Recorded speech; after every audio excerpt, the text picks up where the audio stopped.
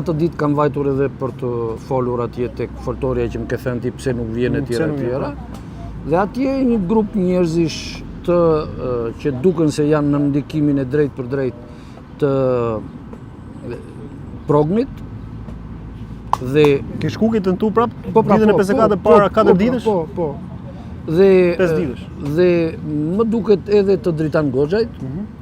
Janë nxitur që të mos më lejojnë, kanë filluar me dredhat, me pyetje, jo po kush je ti, jo po çfarë do thuash, domethënë atje ka arritur një formë antidemokracie, po e quajmë kështu me fjalë të buta, që edhe vetë Sali Berisha edhe Edi Rama nuk e kanë. Nuk e kanë. E kanë zilim me fjalë kur the ti. Domethënë këta lloj njerëzish që pretendojnë të na bien demokraci. Kjo është disa ta herë që ti ke tentuar ngjell për të folur aty. Po, është disa ta herë atje unë kam përshtypjen që ka jo vetëm ndikime, po edhe njerëz që përgjojnë dhe shkojnë u thonë atyre kujdes nga ky është i rrezikshëm e tjera, ku diun çaju prallisin atyre. Dhe ndoshta ky lloj manipulimi është edhe i parapërgatitur.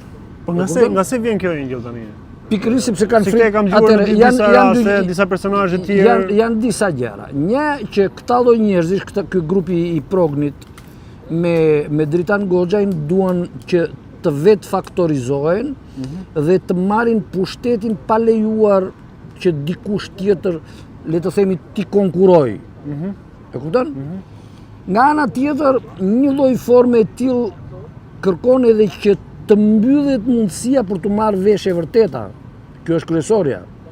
Cila është e vërteta? Për cilën vërtet? Për grabitjet. Domethënë, atje në popull injektohet ideja se janë vjedhur paratë e shtetit. Sigurisht që janë vjedhur paratë e shtetit, nuk diskutohet. Dhe kur bëhet fjalë për shuma të mëdha, atëre le ta marrim kështu një çik nga ana ligjore. Nëse shteti i vidhet 20 milion lek të vjetra e sipër, quhet dëm i madh. Nëse një personi privat i vidhen 10 milion lek e sipër, quhet dëm i madh. Domethënë, le ta themi kështu, nëse shtetit i vidhen 10 miliard dollar, është një dëm kolosal. Nëse individit i vidhen 5 miliard e sipër, quhet dëm kolosal. E kupton? Tani, ato që më janë vjedhur mua janë shumë herë më tepër nga që duan të marrin vesh njerëzit. Dhe prokuroria e posaçme apo prokuroria e Tiranës, të dyja së bashku, të gjitha prokurorit, duan të zhdukin pikërisht këtë pjesë. Dhe ç'a bëjnë për shembull? Para ca kohësh unë kam kallëzuar Petrit Fushën, ish kreun e prokurorisë Tiranës, i cili praktikisht është gjetur edhe nga komisionet e vettingut me para të madhe, thonë diku te 2 milion dollar. Tepër. Tani çka kanë bërë? E marrin Petrit Fushën dhe hetojnë për shkak se, sipas prokurorisë, ai i paska këto para nga një aktiviteti një vllai që ka pasur në Spanjë dhe që është marrë me drogë. Ai thotë jo, s'ka prova që unë të kem marrë para droge.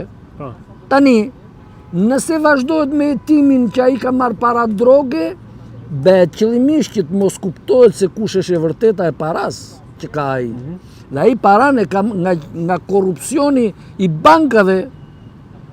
Për shembull, pararenci i tij, Sokol Malaj, që është dhe pjesë e timit të procedimit penal 3271 me vendim të gjykatës formës prerë, është personi që ka marrë mbi 1 milion dollar asete në bank pikërisht për të mos bërë hetimin e bankave. Dhe asnjë kush nuk e jeton. Domethënë çfarë po bëjnë këta?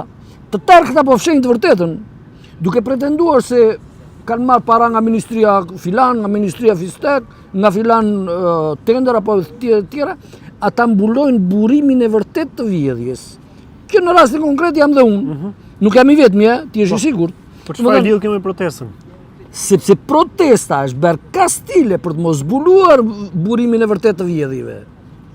Domethënë ky grup kërkon të marrë pushtetin dhe të përfitojnë në të njëjtën mënyrë siç ku e konkretizon, si e lidh të. Ai e ka thënë vetë me gojën e vet Gen Progni. Si e ka thënë? E ka thënë edhe vetë. Ne po bëjmë protestën dhe ne do t'i marrim përfitimet. Ata që rinë hije nuk do marrin gjë. Si e ka thënë këtë? Troçe fare ka qenë një ditë dje par dje, bile unë kam bërë një replikë në lidhje me këtë pjesë. Po tani do t'i futemi një gjë akome më të rëndësishme. Po si kjo. Ngjarja e djeshme, besoj e keni marrë vesh. Po, kam qenë edhe unë aty dhe kam denoncuar dhe unë rastin, kam qenë edhe me Gentin ku ka shkuar për bërë dhe kallëzim tek policia, tek komisariati numër 1. Dhe çka ka ndodhur faktikisht?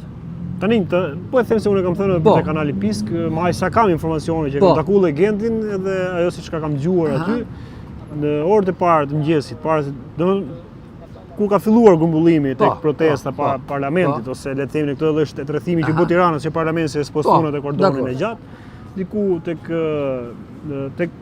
ushtari panjor, le të themi, ka zona aty përballë Toptamit e kjo zonë aty, nga ora 9 e çerek deri 9:20 pretendohet ose Genti ngren akuza si një grup dhe nga ky grupi i policëve civil, njëri nga këta ka tentuar ta godasë me thikë, ka vu dorën në xhep dhe Genti ka menduar se do nxjerrë telefonin, do e filmojë siç po e filmonte Genti këtë.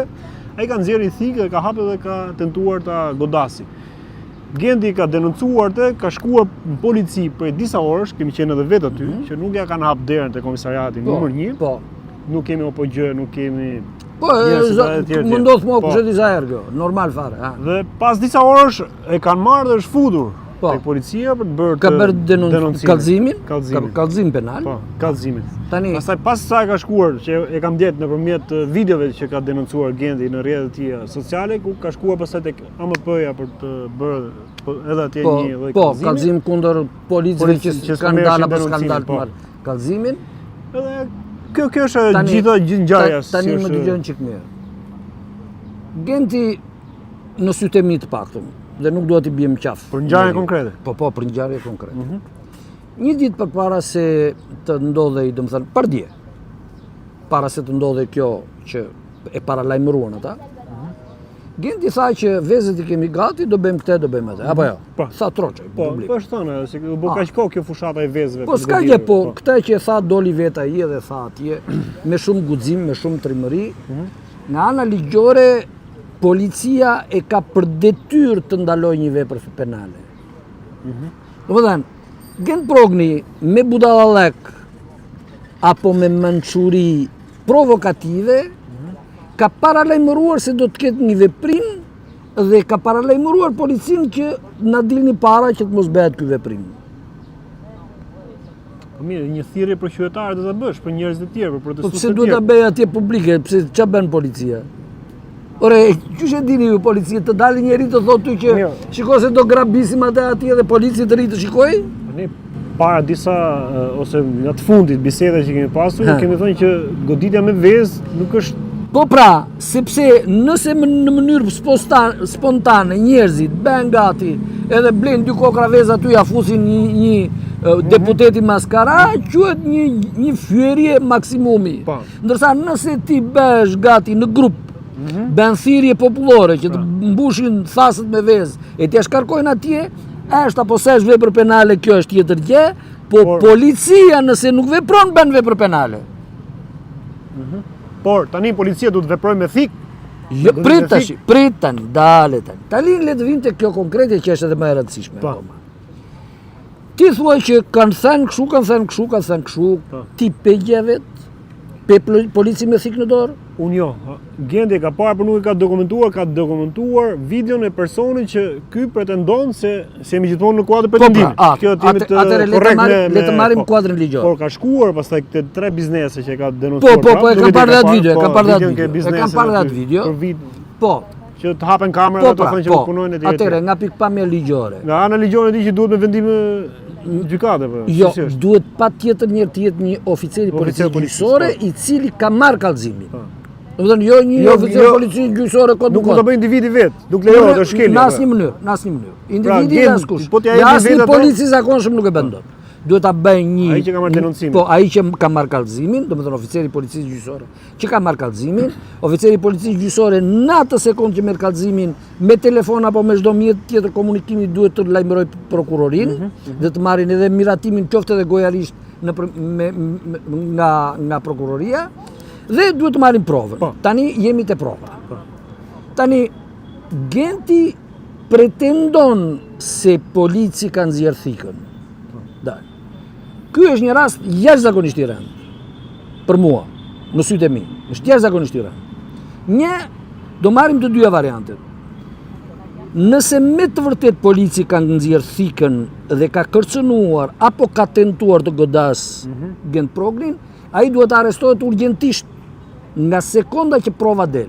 Do të thënë prokuroria urgjentisht duhet të marrë provën, ta bëjë publike, nga të tëra se mund të kenë qenë 3-4 biznese aty që mund ta kenë marrë Nga gjitha këndet. nga gjitha këndet, dhe në momentin që konstatohet pastërtisht se policia ka bërë veprimin, ai duhet arrestohet urgjentisht.